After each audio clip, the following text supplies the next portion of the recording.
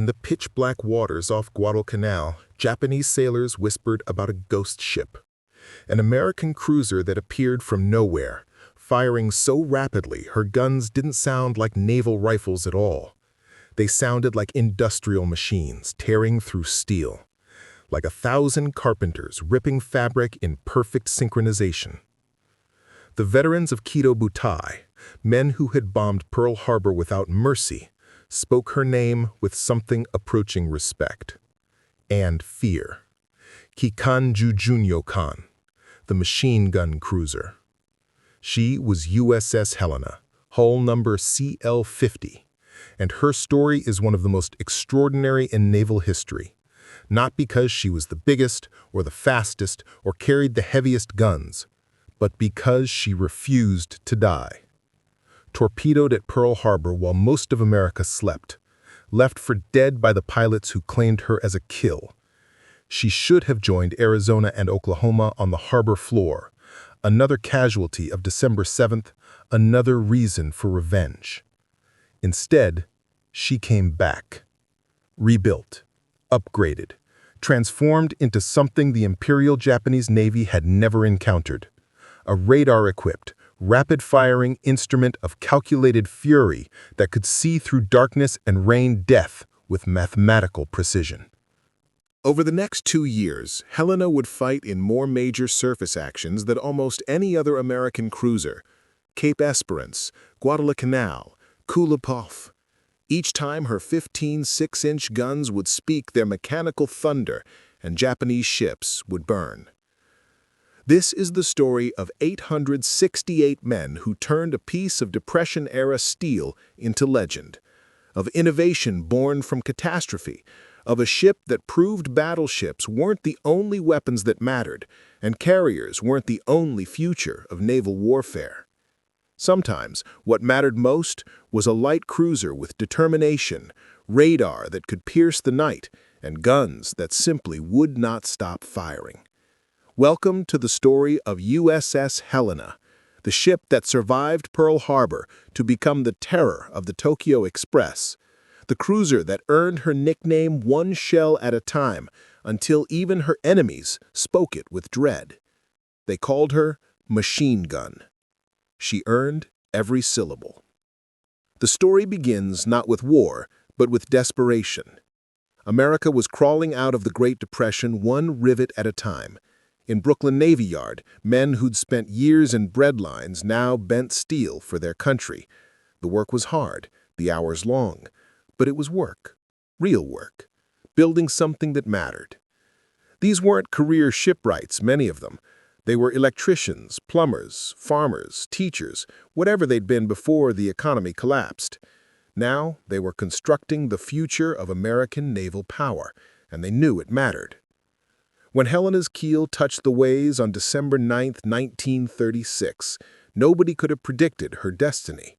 She was simply hull number 50, one of several light cruisers in the expanded St. Louis class, part of a building program designed to modernize an aging fleet while putting Americans back to work. But the men shaping her steel plates and welding her frames were building more than national defense. They were crafting hope. Every shift whistle, every lunch break, every perfectly aligned bulkhead represented more than just a warship under construction. They were building proof that America still knew how to make things, important things, things that would matter when, not if, but when, the world went to war again. The St. Louis class represented a radical shift in American cruiser design. Not the biggest ships. They'd never match the heavy cruisers for size or the battleships for prestige, but fast, lethal, designed around a single terrifying concept: overwhelming firepower delivered at speed. Helena stretched 608 feet from stem to stern, a sleek, purposeful silhouette that cut water like a knife through silk. Her beam measured just 61 feet, narrow for her length, giving her racing yacht lines that could push 32 knots when her engineers demanded it. But specifications tell only part of any story. The real genius lay in her weapons battery. 15 6-inch guns, Not the massive 8-inch rifles of heavy cruisers, but something arguably more dangerous, rapid-firing Mark 16 naval rifles arranged in 5 triple turrets. These weren't your grandfather's naval guns that fired once per minute while crews sweated over hand-rammed charges. The Mark 16 could cycle rounds at 8 to 10 shells per barrel under optimal conditions. Do the math. That's potentially 150 shells screaming toward the enemy every 60 seconds, a broadside that didn't announce itself with individual thunderclaps, but rather a sustained mechanical roar. No wonder the Japanese would come to fear it. 8 5-inch dual-purpose guns provided secondary armament, equally comfortable swatting dive bombers from the sky or punishing destroyers that strayed too close. 4 Parsons-geared turbines, fed by 8 Babcock and Wilcox boilers, could push 100,000 shaft horsepower through 4 bronze screws, driving Helena to 32.5 knots. Enough speed to run down destroyers or flee from battleships, depending on what the situation required. With a cruising range of 10,000 nautical miles, she could hunt anywhere in the Pacific, from Pearl Harbor to the Philippines, from Guadalcanal to the Aleutians. Wherever the Navy needed her reach, her guns, her speed. But ships are more than steel and specifications. What would make Helena special, what would transform her from capable cruiser into legend, was the 868 officers and men who would crew her, who would learn her rhythms, master her systems, and ultimately transform her into something approaching immortal. August 27, 1938, Helena slipped into the East River on a warm, late summer afternoon, her hull gleaming with fresh paint. Mrs. Burton K. Wheeler, wife of Montana's senior senator, christened her with champagne meant to bring luck. Whether that champagne blessing worked would depend entirely on your definition of luck. Captain Max F. Leslie took command for Helena's commissioning on September 18, 1939. The date itself was ominous, just weeks after Germany invaded Poland, plunging Europe into war. In Captain's country, Leslie studied intelligence reports from the Atlantic, while his crew learned their new home. For the crew, those first months were a blur of training, drills, and more training. Every system had to be mastered, every emergency procedure practiced until responses became automatic. Fire drills until men could seal hatches and activate sprinklers in total darkness. Damage control exercises where they'd flood compartments deliberately, then race against stopwatches to pump them dry. And gunnery. Endless gunnery drills. Helena's early cruises took her south to Uruguay in early 1940, a diplomatic mission disguised as a training exercise. But young American sailors found themselves staring at something that made the coming war feel uncomfortably real. In Montevideo Harbor lay the wreckage of Admiral Graf Spee, the German pocket battleship that had terrorized Allied shipping for months before being cornered and scuttled after the Battle of the River Plate. Twisted steel, shattered superstructure, a proud warship reduced to salvage. The men of Helena walked the harbor waterfront and wondered if they were looking at prophecy. By September 1940, Helena joined the Pacific Fleet. The crew that had trained in Atlantic waters now studied a different ocean, vaster, emptier, more demanding. The Pacific wasn't just another theater. It was a different kind of war waiting to happen. Hawaiian waters became their training ground. The brilliant blue of deep water, the green peaks of extinct volcanoes, the endless repetition of fleet exercises where battleships steamed in formation and carriers practiced launching strikes against imaginary enemies. Captain Leslie was replaced by Captain R.H. English in June 1941, a reshuffling common in peacetime as officers rotated commands. English was a submariner by background, unusual for a cruiser commander, but he understood something critical.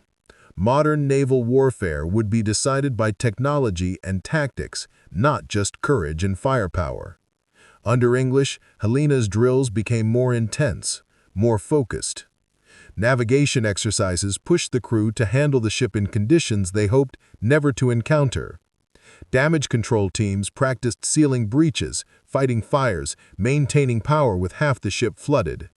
It felt excessive, paranoid even, until December 7, 1941, when every minute of that training would mean the difference between life and death. As autumn turned to winter in 1941, Helena entered Mare Island Navy Yard for what the crew hoped would be routine upgrades. New anti-aircraft guns, 1.1-inch Chicago pianos that could throw shells skyward at attacking aircraft, additional fire control equipment, minor hull repairs. The Navy was preparing for something. Everyone could feel it. Relations with Japan had deteriorated throughout 1941. Oil embargoes, frozen assets, diplomatic negotiations that went nowhere. But surely there wouldn't be war. Not really. America was too strong, Japan too rational to risk everything against American industrial might. The crew of Helena finished their yard period and returned to Pearl Harbor in late November. Captain English had been replaced by Captain Gilbert C. Hoover, another rotation in the endless chess game of peacetime naval assignments. On December 6, 1941, Helena tied up at berth 1010 in Pearl Harbor's Navy Yard. Across the harbor, 7 battleships rested in Battleship Row along Ford Island. Pennsylvania sat in dry dock. Helena's berth was actually intended for the battleship, but Pennsylvania needed more immediate work. So Helena took her place instead. A twist of fate that would determine whether the cruiser lived or died in the next 12 hours. That evening, sailors enjoyed shore leave in Honolulu. Movies and dancing, beer and flirtation, the timeless pursuits of young men far from home. Others remained aboard, writing letters, playing cards, sleeping in their bunks. Captain Hoover reviewed reports in his sea cabin. The usual peacetime paperwork, personnel transfers, supply requisitions, navigation plans for upcoming exercises. Nobody saw the storm approaching from the north. At 6 a.m. on December 7th, 183 Japanese aircraft launched from 6 carriers 230 miles north of Oahu. Dive bombers, torpedo planes, fighters, the cream of the Imperial Navy's carrier air groups, led by veteran aviators who'd trained for this mission for months. Their mission? Destroy the American Pacific Fleet. Helen's crew began the morning routine, coffee in the mess decks, watch relief, engineering checks, another Sunday in paradise. At 7:48 a.m., General Quarters sounded. Not a drill. The sound that would haunt every Pearl Harbor survivor for the rest of their lives. The wail of alarm klaxons announcing the unthinkable. Pearl Harbor was under attack. Lieutenant Commander Shigekatsu Shimazaki led 9 Kate torpedo bombers through the early morning haze, searching for targets. His orders were clear: sink battleships, cripple the American fleet before it could threaten Japan's southern expansion. Through his bombardier's sight, he spotted what appeared to be a battleship at berth 1010, the berth assigned to Pennsylvania. The silhouette looked right: large, powerful, important. He had no idea he was targeting a light cruiser. At 7:59 a.m., Shimazaki's lead aircraft released its Type 91 Modification II torpedo, an 1,800-pound weapon specifically designed for shallow water operations. The torpedo dropped, hit the water, stabilized, and began its run at 40 knots, 20 seconds to impact. On Helena's deck, men spotted the aircraft but didn't immediately comprehend what was happening. Training kicked in before conscious thought. Anti-aircraft crews scrambled to their guns. Officers raced to their battle stations. The mine layer, Oglala, took the torpedo's track first. The weapon passed beneath Oglala's shallow draft. It was designed to run at 12 feet and continued toward Helena. Impact came at frame 75, just below Helena's armor belt, directly into her engineering spaces. The explosion was catastrophic. A column of water and steel shrapnel erupted skyward, higher than Helena's lasts. Engine room number 1 and boiler room number 2 transformed instantly from ordered mechanical spaces into twisted metal coffins.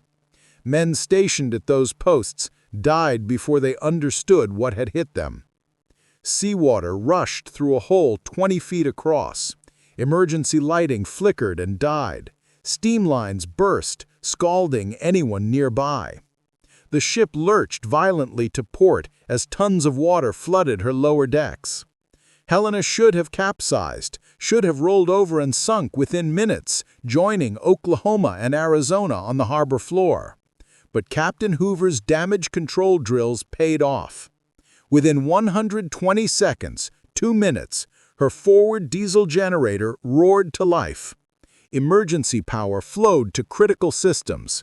Pumps engaged. Watertight doors slammed shut, isolating the flooded compartments. Damage control parties raced through smoke-filled passageways, fighting fires, shoring up bulkheads, doing everything humanly possible to keep her ship alive. And even as Helena fought for survival, her guns fought back. The anti-aircraft batteries came alive at 7:59 a.m., just 2 minutes after the torpedo hit. While Oklahoma capsized and Arizona exploded and West Virginia settled to the bottom, Helena's 5-inch and 1.1-inch guns threw shells skyward. Gunners tracked incoming Japanese aircraft through open sights, leading targets, firing, adjusting, firing again. Spent brass casings rolled across decks slick with water and blood. Powder smoke mixed with smoke from burning ships across the harbor. During the second wave attack, 4 bombs straddled Helena, near misses that showered her decks with steel fragments and debris. Each explosion shook the ship, testing welds, straining bulkheads, searching for weakness. But Helena held together. When the attacks finally ended around 9:45 a.m., Pearl Harbor resembled hell's anteroom. Smoke columns reached thousands of feet skyward from burning battleships. Oil fires spread across the harbor surface. Bodies floated in water thick with fuel. The smell, burning oil, cordite, death, would linger for weeks. Helena had paid her price. 40 of her crew lay dead, killed by the torpedo explosion or subsequent damage. Another 100 were wounded. Burns, shrapnel wounds, broken bones from being thrown against bulkheads. In the wardroom, converted to an emergency medical station, doctors and pharmacists' mates worked frantically. Blood mixed with oil on the deck. Men screamed or went into shock. The smell of burning flesh competed with antiseptic and fear. On deck, the damage was everywhere. The torpedo hole gaped below the waterline. Compartments were flooded. Equipment was damaged. But Helena remained afloat, her guns still operational, her spine unbroken. Lieutenant William Specht, the damage control officer, submitted his initial report to Captain Hoover. Damage extensive but controllable. Ship can be saved with immediate docking. Japanese pilots reported sinking a battleship at berth 1010. They were wrong. Dead wrong. They had awakened something that would haunt the Imperial Navy for the next 2 years. Helena wasn't dead. She was angry. By December 9th, just 2 days after the attack, Helena limped into dry dock number 2. Navy Yard workers swarmed over her like surgeons attending a critical patient. Welders cut away twisted steel. Riggers installed temporary patches. Engineers assessed what could be repaired in Hawaii and what required proper facilities stateside. The temporary work was just that, temporary. Enough to keep her watertight for the journey to a real shipyard, but not enough to make her battle-ready. Pearl Harbor's repair facilities were overwhelmed with damaged battleships. Helena would have to seek healing elsewhere. On January 7, 1942, Helena departed Pearl Harbor on her own power, temporary plates and emergency welds holding back the Pacific. Her crew stood at quarters as the ship passed the hulks of capsized Oklahoma and sunken Arizona. Every man aboard knew they'd been lucky. 40 shipmates hadn't been. The journey to Mare Island Naval Shipyard in Vallejo, California, tested every repair. Pacific swells pressed against patched hull plates, searching for weakness. Damage control parties stood constant watch, ready to shore up any breach. But Helena's builders in Brooklyn had built her strong, and she made the passage without crisis. At Mare Island, Helena would undergo more than simple repairs. The Navy had learned brutal lessons at Pearl Harbor, and Helena would benefit from that blood-bought knowledge. The transformation began in January 1942 and would continue through spring. Her conning tower, which had limited visibility during night actions, was removed entirely. In its place rose an open bridge with 360-degree visibility, critical for the close-range night battles waiting in the Solomons. The antiquated 1.1-inch anti-aircraft guns were torn out. In their place, workers mounted 4 quadruple 40mm Bofors guns, Swedish-designed, American-built, democracy wrapped in steel and high explosive.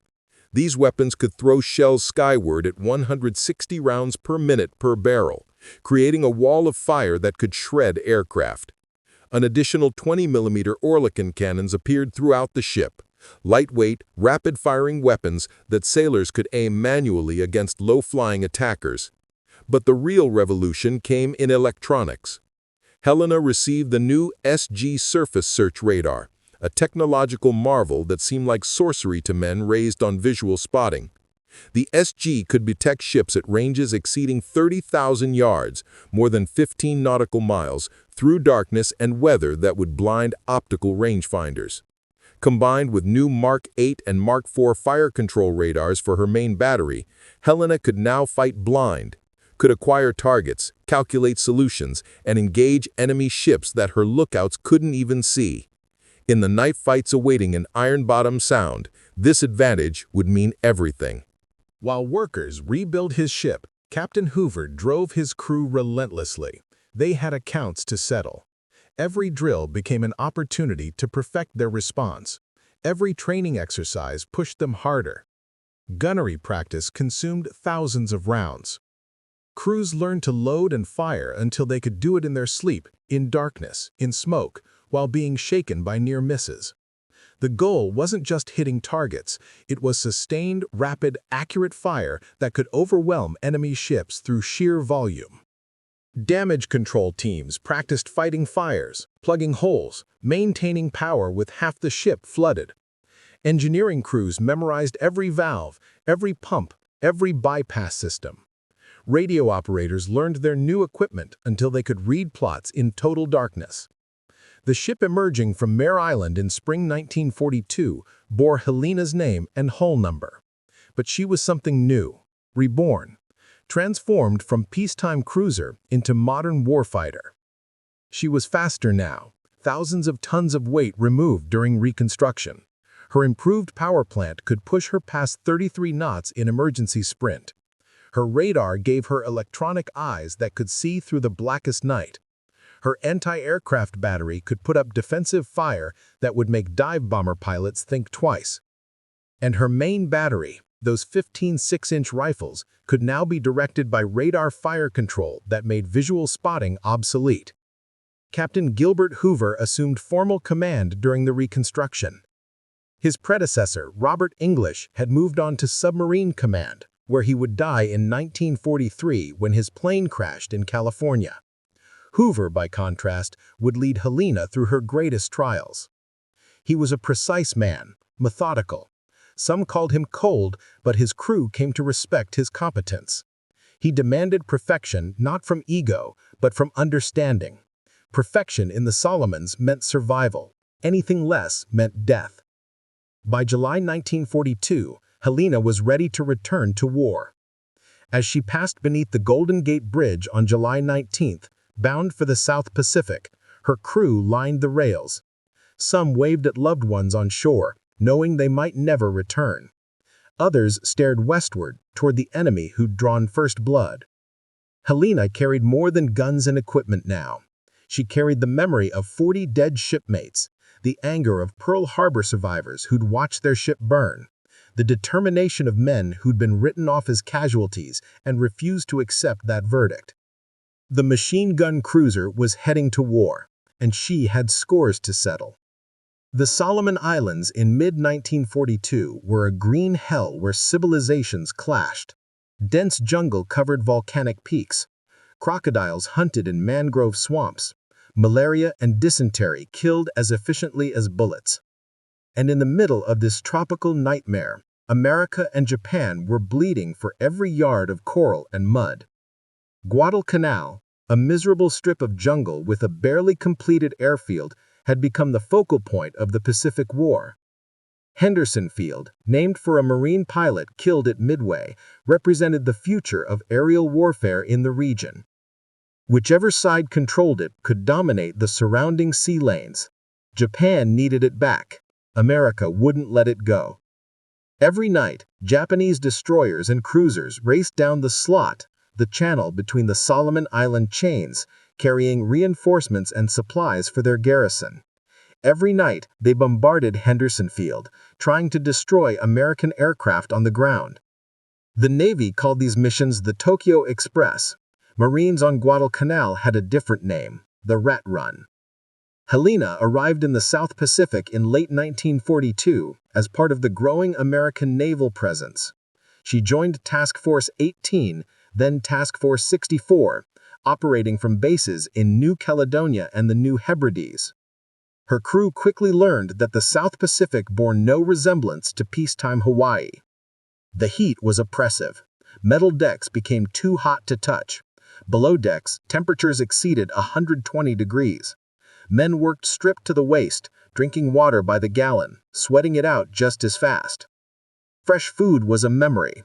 They ate what the supply ships brought: Spam, powdered eggs, canned vegetables that had lost any connection to actual nutrition. Coffee was the one constant, brewed strong enough to dissolve spoons. Disease was everywhere: malaria, dengue fever, dysentery. The ship's medical staff fought a constant battle to keep the crew healthy enough to fight. But the crew adapted. They had to, because every night might bring a call to general quarters, and every call might mean facing Japanese cruisers and destroyers in battles fought at knife-fighting range in total darkness. The Imperial Japanese Navy had owned the night since the war began. Their tactics, training, and equipment were optimized for night combat. Japanese sailors had superior night vision training. Their optics were better. Their lookouts were legendary. Most dangerously, they carried the Type 93 Long Lance Torpedo, a 24-inch monster with a 1,080-pound warhead that could reach targets 20 miles away at 49 knots. These weapons were oxygen-powered, leaving no telltale bubble trail that might warn targets. American sailors called them long lances, with good reason. They could reach out and kill before you even knew you were being targeted. Japanese night-fighting doctrine was simple and brutally effective. Approach fast, launch massive torpedo salvos, withdraw at high speed. American ships would be dodging invisible weapons, while Japanese cruisers escaped into darkness. It had worked at the Battle of Savo Island on August 8 through 9, 1942. 4 American cruisers sunk. Over 1,000 sailors killed, a disaster that nearly forced abandonment of Guadalcanal. But the Japanese didn't know about American radar. Specifically, they didn't know about Helena's SG surface search set and Mk8 fire control radars. The technological advantage was about to become tactical superiority. October 11, 1942, intelligence reported another Tokyo Express run. Admiral Aritono Goto commanding 3 heavy cruisers and 2 destroyers, carrying reinforcements and bombardment ammunition for Guadalcanal. Rear Admiral Norman Scott, commanding Task Force 64, positioned his ships off Cape Esperance, at the northwestern tip of Guadalcanal. His force included Helena, plus cruisers Boise and San Francisco, and 5 destroyers. Scott had studied Savo Island's lessons. He drilled his ships in night tactics. He understood radar could give Americans the advantage they desperately needed. But he made one critical error. He chose San Francisco as his flagship instead of the radar-equipped Helena. As darkness fell on October 11th, Scott's ships steamed in column formation off Cape Esperance. In Helena's Combat Information Center, radar operators hunched over their scopes, bathed in green glow from their displays. At 11:25 p.m., radioman 3rd Class Robert S. Brown spotted something on his SG scope, a contact, multiple contacts, enemy ships at 27,700 yards. Helena had found the Japanese before they even knew Americans were hunting. Brown's voice was steady as he reported to the bridge. Multiple surface contacts, bearing 315 degrees, range 27,700 yards. Closing. Captain Hoover immediately understood the significance. His ship had just detected enemy warships 15 miles away in total darkness. The Japanese, relying on visual spotting, had no idea American cruisers were waiting. For the next 20 minutes, Helena tracked Goto's formation as it approached. The range closed, 25,000 yards, 20,000, 15,000. Still, the Japanese came on, believing they owned the night. At 11:33 p.m., Scott executed a column turn that accidentally placed his force across the Japanese T, the perfect naval ambush position where every American ship could fire all guns while Japanese ships could only return fire with forward weapons. Pure chance, incredible luck, but Helena's radar had made it possible. On Helena's bridge, Captain Hoover grew increasingly frustrated. His radar showed enemy ships at 5,000 yards, practically point-blank range by naval standards, but Admiral Scott hadn't given permission to fire. Finally, at 11:46 p.m., Scott's ambiguous "Roger" to a status query was interpreted, rightly or wrongly, as permission to engage. Helena's turrets already trained on the enemy flagship Aoba erupted. The first salvo caught Admiral Goto's heavy cruiser completely unprepared. 6-inch shells slammed into her bridge, superstructure, and forward turrets. Admiral Goto died instantly, killed by a shell that obliterated his command station. The Japanese admiral's last words, "Bakayaro, stupid fool, why are our own ships shooting at us?" He died believing Japanese ships were firing on him. He never imagined Americans could strike from darkness with such precision. Helena's guns achieved rates of fire that seemed impossible. Each turret fired independently, seeking targets, adjusting, firing again. Loaders worked in perfect synchronization. Ram, close, fire, open, repeat. Shell casings the size of small children rolled across the deck in golden waves. The sustained muzzle flashes lit up the night, creating a strobing effect visible from miles. Japanese survivors would later describe it as facing a machine gun scaled up to naval caliber. Admiral Goto's flagship, Aoba, staggered under the barrage. Her bridge was shattered. Her forward turrets were silenced. Fires erupted throughout her superstructure. She turned away, mortally wounded, trailing smoke and listing. The heavy cruiser Furutaka tried to shield the flagship, but sailed into a steel hurricane. Helena's shells found her torpedo tubes, and long lance torpedoes, Japan's most feared weapon, exploded on their own deck. The explosions tore Furutaka apart from within. She burned like a Viking funeral pyre before sliding beneath the black waters. The destroyer Fubuki attempted to lay smoke and withdraw, but caught multiple salvos that broke her keel. She sank within minutes, taking most of her crew with her. In 14 minutes of sustained combat, Helena fired over 1,400 rounds of 6-inch ammunition. Her barrels glowed cherry red in the darkness. Her magazines sent up ammunition in endless chains. Her crew worked through the deafening roar and choking powder smoke, feeding the beast. The Battle of Cape Esperance was America's first clear surface victory against the Imperial Japanese Navy. Helena's radar-directed fire had proven that American cruisers could fight and win at night, the enemy's chosen battlefield. As dawn broke on October 12th, oil slicks and debris marked where Japanese ships had died. Helena's crew, exhausted but exhilarated, had their first taste of revenge for Pearl Harbor. It tasted like gunpowder and victory. November brought desperation to Guadalcanal. Japan prepared a massive reinforcement convoy, 11 transport ships carrying 13,000 troops and supplies. The U.S. Navy stood as the only barrier between this armada and Henderson Field. Rear Admiral Daniel Callahan, commanding Task Force 67, would attempt what Cape Esperance had proven possible: stopping the Tokyo Express through aggressive night action. Like Admiral Scott before him, Callahan made a critical mistake. He chose San Francisco as his flagship instead of radar-equipped Helena. The decision would cost him his life and nearly cost the battle. On the night of November 12-13th, Helena's radar again proved prophetic. At 1:24 a.m., her SG scope detected enemy ships entering Iron Bottom Sound, the waters off Guadalcanal that had earned their grim nickname from all the wrecks littering the seafloor. But this time, the Japanese force was massive. 2 battleships, Hiei and Kirishima, led a bombardment group intended to pulverize Henderson Field. Cruisers and destroyers screened them. What erupted at 1:48 a.m. was less a battle than a barroom brawl with 14-inch guns. The American column practically collided with the Japanese force.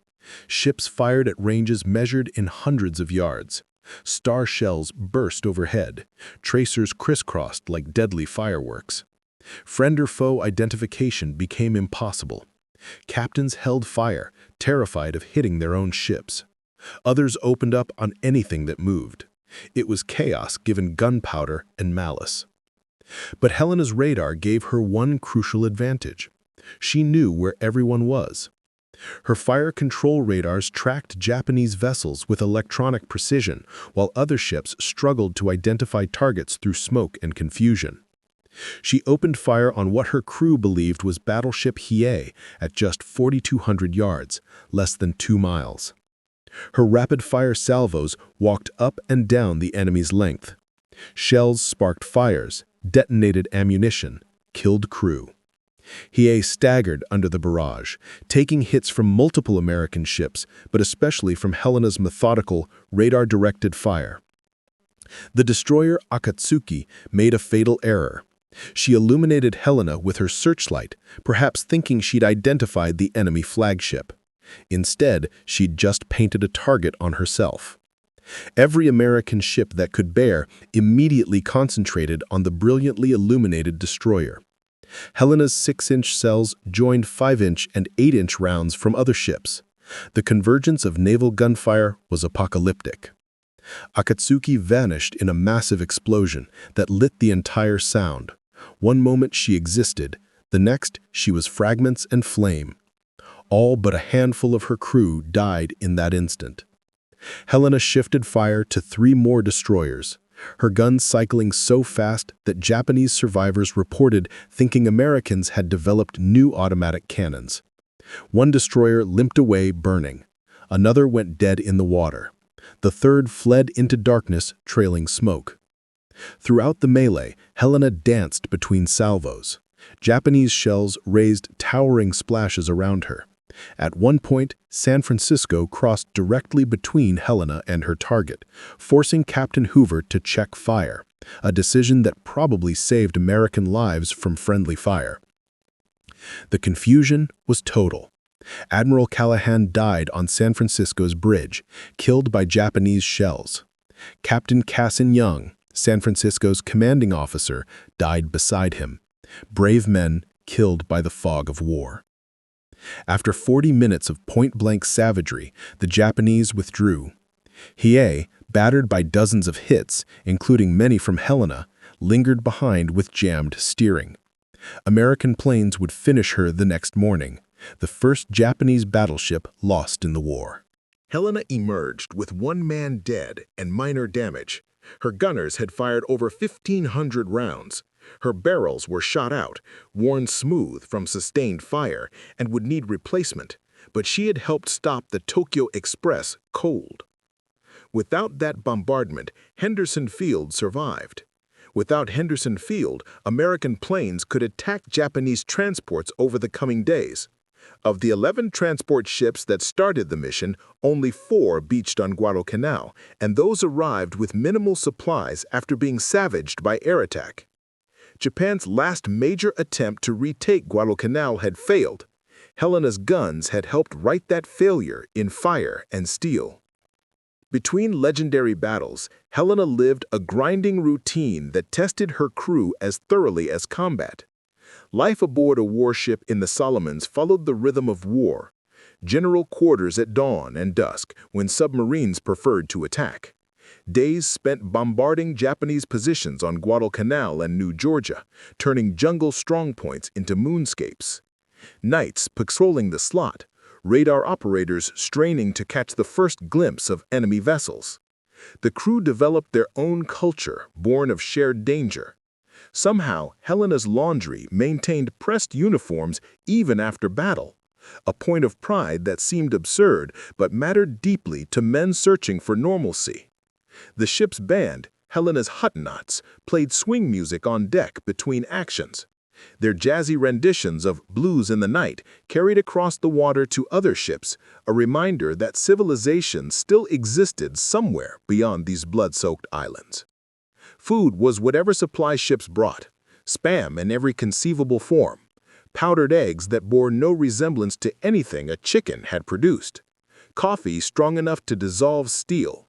Fresh vegetables were memories, fresh fruit was fantasy. The ice cream maker, when it worked, produced the most valuable commodity in the South Pacific. Men would trade anything, cigarettes, rations, letters from home, for a single Dixie cup of vanilla ice cream. Captain Hoover proved a steady hand. He understood that survival meant victory in these waters. He drilled his crew constantly, but also knew when to ease pressure. Movie nights on the fantail, boxing matches on the forecastle, small pleasures that reminded men what they were fighting for. But on November 23, 1942, came an event that shook crew morale. Captain Hoover was relieved of command. The official reason involved his failure to adequately search for survivors after the cruiser Jun'yōkan was torpedoed and exploded on November 13th, the same day as the naval battle of Guadalcanal. Hoover, concerned about additional submarine attacks, had withdrawn without conducting extensive rescue operations. The decision cost lives, including 5 brothers from the Sullivan family serving aboard Jun'yōkan. The crew saw it differently. They'd just fought through hell. Their captain had led them through Pearl Harbor, Cape Esperance, and the Guadalcanal nightmares. Now he was being scapegoated for following doctrine about submarine threats. His replacement, Captain Charles P. Cecil, had to win over a suspicious, grieving crew. Cecil would lead them through their final battles, but earning their trust required time they didn't really have. The months after Guadalcanal's naval battles blurred into exhausting routine. Helena bombarded Munda and Vila, Japanese airfield complexes that supported enemy operations throughout the Solomons. She escorted troop convoys. She chased radar contacts that sometimes materialized into brief gun actions and sometimes evaporated into nothing. Her crew became experts at reading sea and sky. You learned to spot torpedo wakes a second before impact, to recognize the silhouette of a Val dive bomber against stars, to know from the pitch of the engines whether Japanese planes were attacking or withdrawing. Survival depended on these instincts. By February 1943, Helena desperately needed yard time. Her engines wheezed, her gun barrels showed worn rifling, her hull bore the scars of near misses, dents, cracks, hastily welded patches. The voyage to Sydney felt like sailing to paradise. For 6 weeks, Helena's crew remembered what peace felt like. Fresh food, cold beer, shore leave in a city that spoke English and wasn't trying to kill you. Australian civilians treated American sailors like returning heroes, and the sailors were happy to accept that role. Romance bloomed in those precious weeks. Marriage proposals happened. Promises were made that might or might not survive the return to combat. For men living under constant threat, those weeks in Sydney represented something almost normal. But wars don't pause for liberty. By April, Helena was back in the Solomons, her machinery refreshed, her crew rested. The campaign had moved up the island chain. New Georgia, with its airfield at Munda, represented the next bloody step toward Tokyo. Helena's role remained unchanged: bombardment, escort, interception. The deadly nightly dance continued. June 30th, 1943, Operation Toenails, the invasion of New Georgia, began with Helena providing fire support for landings at Rendova, Her 6-inch shells walked through jungle in 100-yard swaths, destroying bunkers, communication trenches, supply dumps. Japanese shore batteries replied sporadically until Helena's counter-battery fire silenced them. Independence Day, July 4, 1943, found Helena bombarding Munda Airfield. The Japanese had reinforced their anti-aircraft positions, and black puffs of flak dotted the sky. Helena's AA guns replied, their 40mm shells creating their own fireworks display. It was democracy versus fascism, traced in tracer rounds. That evening, Helena refueled at Tulagi, taking on oil and ammunition for another night's work. Intelligence had spotted another Tokyo Express run, destroyers racing south with reinforcements for New Georgia. Task Force 68, with Helena as a key component, would intercept them in Kula Gulf. The crew sensed something different about this mission. Maybe it was the predicted full moon that would eliminate the darkness usually concealing American ships. Perhaps it was reports of Japanese heavy cruisers joining convoy runs, or maybe it was just the law of averages catching up. Helena had survived too many battles without serious damage. Her luck felt stretched thin. As July 5th became July 6th, Helena entered Kula Gulf for the last time. Her radar operators, the best in the fleet, would spot the enemy first, as always. Her guns would speak with their characteristic rapid fury. But this time, the enemy would punch back with a vengeance that even the machine gun cruiser couldn't survive. The moon rose over Kula Gulf like a spotlight, turning black water silver and robbing Americans of the concealment darkness usually provided. Admiral Walden Ainsworth, flying his flag in Honolulu, led Task Force 68 into the Gulf just after midnight. Helena followed in column, her radar already painting contacts to the northwest. The Japanese had learned from previous encounters. Admiral Teruo Akiyama's force included 10 destroyers armed with Type 93 long-lance torpedoes. More critically, the Japanese had developed tactics to counter American radar advantages. Launch massive torpedo salvos, then withdraw at high speed before American guns could respond. At 1:36 a.m., Helena's radar detected the enemy at 22,000 yards. For once, Japanese radar operators matched American detection. Both sides knew a fight was coming. At 1:57 a.m., Admiral Ainsworth ordered the attack. Helena's turrets, already tracking their targets, erupted immediately. Her first salvos targeted destroyer Nizuki, Admiral Teruo Akiyama's flagship. Range, 11,000 yards. Nizuki never had a chance. Helena's second salvo found her, and following salvos turned the destroyer into a floating pyre. 6-inch shells detonated torpedo warheads, shattered her bridge, opened her hull like a can. Admiral Akiyama died in the opening minutes, his last sight the muzzle flashes spelling his doom. But even as Nizuki died, her sisters had launched their long lances. 10 destroyers fired volleys before turning away at high speed, a tactic trading gunfire accuracy for torpedo saturation. Nearly 50 torpedoes now raced through Kula Gulf toward the American column. Helena shifted fire to destroyer Suzuki, her radar-directed shells finding targets despite range and darkness. But she had made a critical error. Her initial salvos used flashless powder, carefully hoarded for night actions. When those special charges ran out, she switched to standard propellant. Each salvo now lit up the night like lightning, clearly marking Helena's position for Japanese torpedo directors. At 2:03 a.m., Helena's luck ran out. 3 long lances found her in quick succession. The first torpedo struck forward of turret 1. The explosion was catastrophic. Either her forward magazine detonated, or the torpedo's 1,080-pound warhead simply obliterated her bow. Turret 1 vanished in a pillar of flame reaching 200 feet skyward.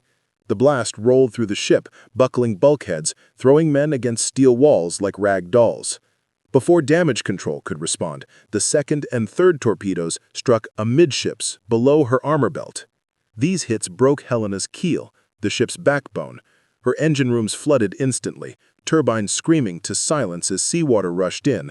Electrical power failed. Internal compartments plunged into darkness, broken only by battle lanterns and flames. Captain Cecil immediately recognized the fatal nature of Helena's wounds. With her keel broken, the ship was already beginning to jackknife. He passed the order all captains dread: abandon ship. But Helena's gunners weren't finished. Even as she settled, her after-turrets continued firing. Crews refused to leave their posts until the last possible moment. Turret 4 fired until seawater flooded the handling rooms. Turret 5's crew manually trained their guns, firing until the list became too severe. The ship broke into 3 sections. The bow, everything forward of Turret 2, had already vanished. The stern section, containing nearly 400 men, floated independently. The center section, containing the bridge and most engineering spaces, rolled over and sank within minutes. Men struggled in oil-covered water, some wounded, all shocked by the sudden transition from combat to survival. Destroyers Nicholas and Radford risked torpedo attack to rescue survivors, their crews forming human chains to haul oil-soaked survivors aboard. But radar showed Japanese warships still in the area, and dawn meant certain air attack. Ainsworth ordered withdrawal, leaving hundreds of Helena's crew behind. For men still in the water, July 6th became a test of endurance and will. The tropical sun burned exposed skin. Saltwater tortured wounds. Sharks drawn by blood circled the survivors. Men formed groups, supporting the wounded, sharing the few life rafts available. On Helena's floating stern section, Lieutenant Commander John L. Chu organized survivors, establishing watches, rationing supplies, maintaining discipline. When Japanese float planes strafed the survivors, men dove beneath twisted steel for cover. That night, 2 American destroyers attempted rescue but were driven off by Japanese warships. The survivors spent another night clinging to wreckage as wounded men slipped away and sharks took their toll. The story might have ended there, but for Coast Watcher Reverend A.W.E. Sylvester on Vella Lavella Island. Sylvester, an Australian Methodist missionary who'd stayed behind to observe Japanese movements, reported Helena's survivors and coordinated with local natives to guide rescue efforts. On the night of July 7th-8th, destroyers Nicholas and Jenkins, along with fast transports Dent and Waters, returned to Kula Gulf. Using whaleboats and rubber rafts, they pulled 165 men from the water and Helena's floating stern section. The stern finally sank during the rescue, as if Helena had waited to ensure her crew was safe before taking her final plunge. But 88 survivors had drifted to Japanese-held Vella Lavella. For a week, they evaded enemy patrols with help from native scouts and coast watchers. Living on coconuts and rainwater, moving only at night, they made their way to the island's northwest coast. On July 16th, destroyers Taylor, Murray, Gridley, and Ralph Talbot executed a daring daylight rescue, evacuating the last Helena survivors under the noses of Japanese forces. The final tally: of Helena's 868 officers and men, 168 died in Kula Gulf or during rescue operations, but 700 survived, saved by the courage of destroyer crews who risked everything and by the determination of survivors who refused to give up. The survival rate was extraordinary. In most cruiser losses, the percentage was reversed. Most died, few survived. But Helena's crew training, the actions of rescuing destroyers, and sheer determination had beaten the odds. For survivors, the war continued. Some returned to combat on other ships. Others took up shore billets training new crews. All carried memories of Helena, the sound of her guns, the feel of her deck plates, the friends who didn't make it home. The Navy recognized Helena's extraordinary service with 7 battle stars, 1 for each major action: Pearl Harbor, Cape Esperance, Guadalcanal, 2 for the New Georgia operation, including Kula Gulf, and others for various bombardment missions. More significantly, Helena received the first-ever Navy Unit Commendation awarded to a ship. The citation specifically mentioned Cape Esperance, Guadalcanal, and Kula Gulf, 3 battles where Helena's guns helped turn the tide of the Pacific War. But awards tell only part of the story. Helena's real influence extended far beyond medals. Her combat experiences drove changes in American naval tactics and technology. Her successful use of radar in night battles became standard doctrine taught at the Naval War College. The importance of flashless powder was written in blood. Damage control procedures were revised based on her loss. Future cruiser designs incorporated lessons learned from Helena's successes and her final battle. Better subdivision to resist torpedo damage, improved radar integration, enhanced anti-aircraft batteries. Helena's legacy lived in ships she never met.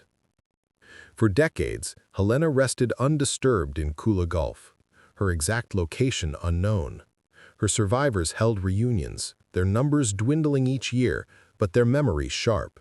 They remembered the sound of her guns, that distinctive mechanical thunder. They remembered the feel of her deck plates under their feet.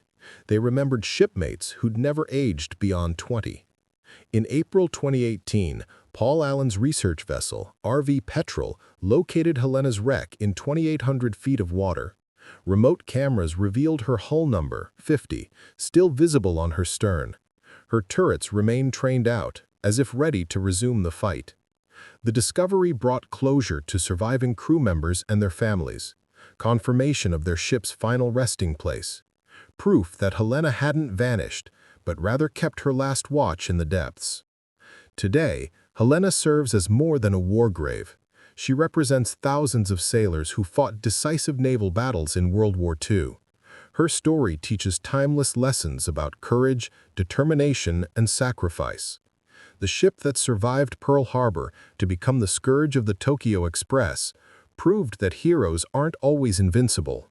Sometimes, they're simply too stubborn to quit. From her birth in Depression-era Brooklyn to her death in the tropical waters of the Solomons, Helena embodied the American war effort. Built by workers who needed jobs, crewed by boys who became men, commanded by officers learning to fight a new kind of war, she was democracy made steel. The Japanese were right to fear the ship they called the machine gun cruiser. But Helena was more than rapid-firing guns and advanced radar.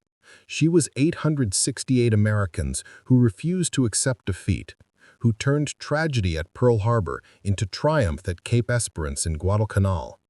Even in death, she extracted a price, her guns firing until the water claimed them.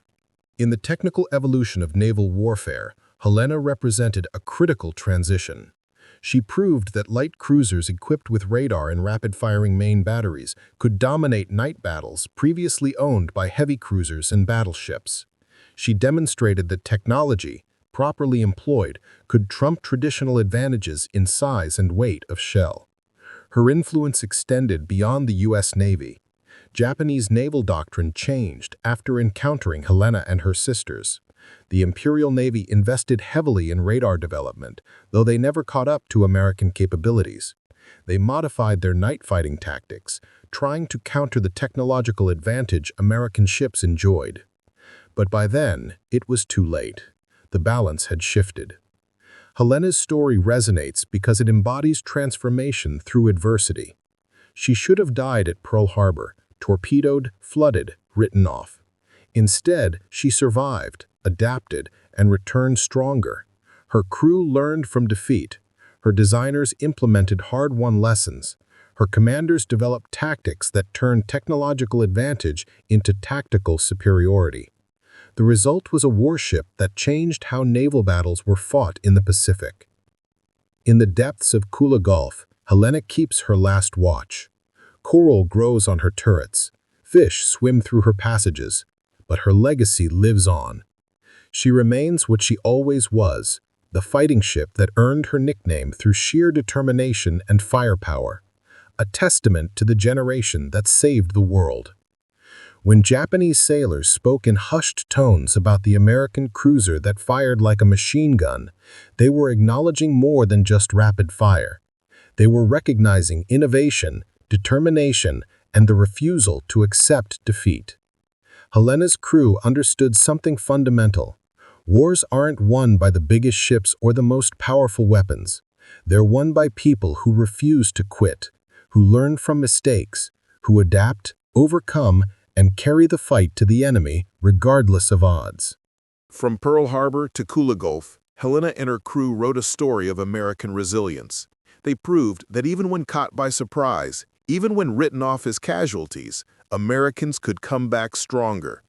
The torpedo that should have killed her at Pearl Harbor instead awakened something that the Imperial Navy couldn't defeat. A ship and crew determined to exact revenge for every shipmate lost, for every plane that attacked, for every moment of that terrible morning. They called her Machine Gun. she lived up to her name until the very end. In the annals of naval history, few ships fought harder, died better, or left a prouder legacy than USS Helena CL-50. She was, as her crew always knew, one hell of a fighting ship. And the sound of her guns, that mechanical thunder that terrified Japanese sailors from Guadalcanal to Kula Gulf, echoes still in the memories of those who heard it and in the history of the Navy she served so well. Fair winds and following seas, Helena, your watch is complete. In 2,800 feet of water off Vela La Vela, USS Helena's hull rests where she fell.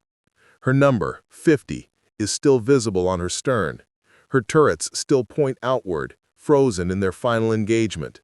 She's a war grave now, protected by international treaty and naval tradition. But more than that, she's a monument to everyone who refused to accept defeat, who took the worst day in American naval history and transformed it into the fuel for victory. 700 of her crew came home. They lived full lives, raised families, and never forgot the ship that brought them through hell. The last of Helena's survivors have mostly passed now, joining their shipmates in that final muster. But their story, our story, remains. Because Helena's message transcends her time, that courage matters, that innovation matters, that refusing to quit matters most of all. The machine gun cruiser earned every syllable of her nickname, one shell at a time, through 2 years of continuous combat in the world's most brutal naval theater. They called her Machine Gun, and she answered with thunder.